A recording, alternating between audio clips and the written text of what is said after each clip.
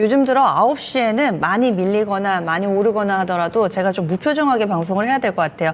많이 밀린다고 오늘 힘듭니다 이런 말씀을 드리기가 좀 무색한 것이 10분 아니 5분 사이에 분위기가 빠르게 바뀝니다. 그래서 오늘도 후반에 좀 좋을 수도 있겠다라는 생각을 현재 구간 때는 또 하게 되는 그런 상황입니다. 낙폭이 약간씩 만회가 되고 있는 상황. 그렇다면은 상승의 종목 개수도 조금은 늘어났습니다. 700개 가깝게 되는데요. 어떤 종목 보는 게 좋을지 6종목 특징주 알려드립니다. 점상시크릿 미리 보기 이스토리의 정태근 이사 만나보겠습니다. 네, 반갑습니다. 이스토리의 정태근 이사입니다. 오늘도 빠르게 특징주 6개 한번 살펴보도록 하겠습니다. 일단은 당일 아침에 그 눈에 띄는 특징주를 6개 좀 꼽고 있는데 오늘은 일단은 다들 예상하시겠지만은 2차 전지 중에서도 LG 에너지 솔루션 이 종목 좀 봐야 될 것 같아요. 어제 장 후반 쪽에 반도체 그리고 2차 전지가 동반 강세를 보이게 되면서 LG 에너지 솔루션 같은 경우도 5.6% 상승 마감했고 그 상승 탄력이 이어서 현재 2.2%가량 현재 상승 흐름이 전개가 되고 있습니다. 일단 두 가지 요인이겠죠. 하나는 어제 상승의 힘이 오늘 아침까지 이어지고 있는 부분들, 그리고 아시겠지만 새벽에 또 테슬라가 실적을 발표했잖아요. 그래서 테슬라가 시간에 거래해서 12%가량 급등을 하고 있는데 아마 그런 것들도 영향을 좀 받고 있는 것이 아닌가라고 좀 말씀을 좀 드릴 수 있을 것 같아요. 유독 왜 LG 에너지 솔루션 하면은 잘 아시겠지만은 최근 LG 에너지 솔루션이 테슬라 쪽으로 이제 4680 배터리 공급 이슈가 있거든요. 그러다 보니까 테슬라 이슈가 나오게 되면은 당연히 LG 에너지 솔루션이 단연 부각이 될 수밖에 없다고 봐야 될 것 같아요. 그리고 그와 연관돼서 오늘 메가터치란지 동원 시스템즈란지 이런 그 LG 에너지 솔루션 벤더들이 또 강세를 보이는 것들이 그런 연결고리라고 보시면 될 것 같아요. 일단 현재 2.7%가량 상승을 보이게 되면서 여타 셀업체 대비해서는 상승 좀 강한 모습이 연출이 좀 되고 있는 상황들인데 저 개인적으로 상당히 좀 다행이라 생각이 드는 것들은 이제 241선. 저는 장기 이평선에 대한 장기 이평선을 상당히 좀 중요하게 생각을 하고 있는데 이 이평선을 어쨌든 지켜주게 되면서 다시 반등이 나왔다라는 점, 그 점이 상당히 좀 긍정적이다라고 말씀을 좀 드릴 수 있을 것 같아요. 어제는 241선 5일선을 회복시켰고 오늘 같은 경우는 또 21선을 회복시키는 흐름들이 나오고 있는데 이렇게 빠르게 이평선을 회복시켜주게 된다라면은 추가 상승도 기대가 되기 때문에 일단은 차트적으로는 상당히 좀 기대가 되는 부분들이 있다. 이렇게 말씀을 좀 드릴 수 있을 것 같습니다. 하지만 2차 전지 전체적으로 봤을 때는 어제 장 후반에 보였던 모습 대비해서는 조금 아쉽다라는 말씀도 좀 드릴 수가 있을 것 같아요. 자, 그리고 다음은 오늘 정말 장 초반에 뜨겁습니다. 뜨거워서 손을 못 댈 정도인데 고려 아연 상한가 같습니다. 상한가에 안착이 되게 되면서 113만 8천 원.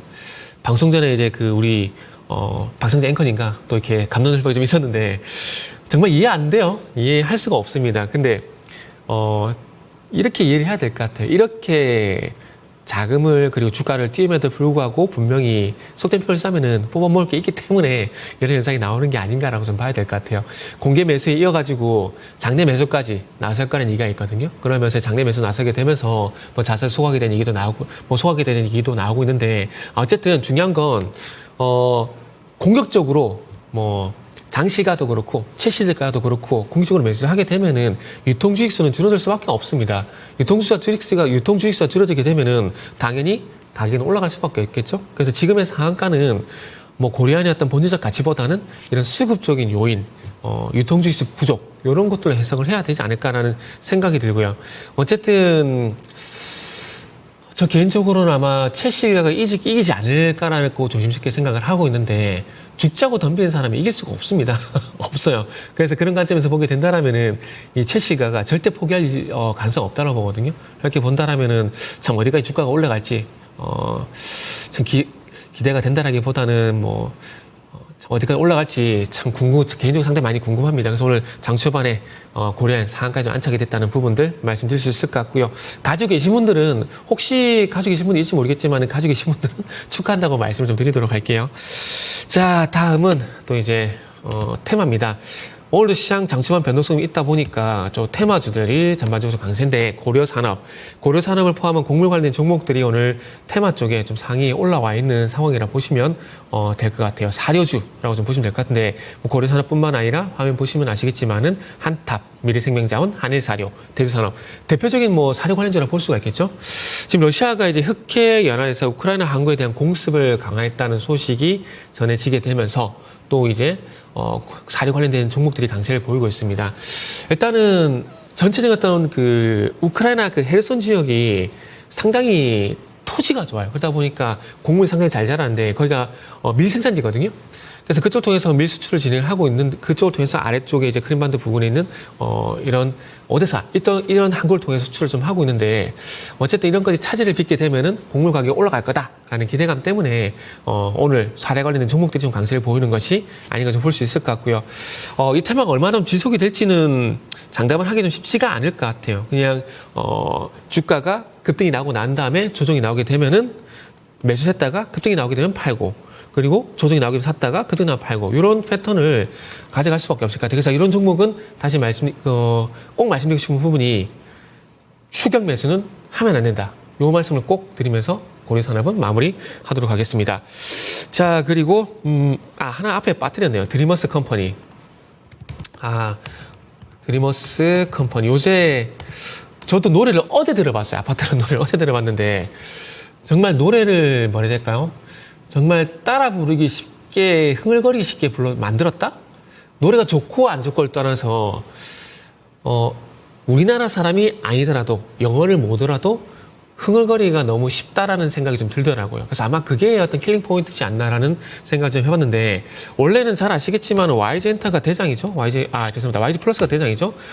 이 아파트에 직접적인 음원을 유통을 하고 있다는 이유 때문에 상한가 오늘 같은 경우도 12%까지 현재 급등이 나오고 있는 상황이고 그러다 보니까 또 음원 유통하는 회사가 어딨냐라고 찾다 보니까 드리머스 컴퍼니가 이어서 급등이 나오는 것이 아닌가라는 볼 수 있을 것 같아요. 그래서 요거는 과거에 오징어 게임 흥행이라든지 이런 것들과 연결시켜서 그리고 최근에 한강 작가의 어떤 책이 흥행한다든지 이런 것들과 연결시켜서 비슷한 테마군으로 좀 해석을 하는 게 좋을 것 같습니다. 그래서 결국 이것도 테마는 테마일 뿐이다 라는 말씀을 좀 드려야 될 것 같아요.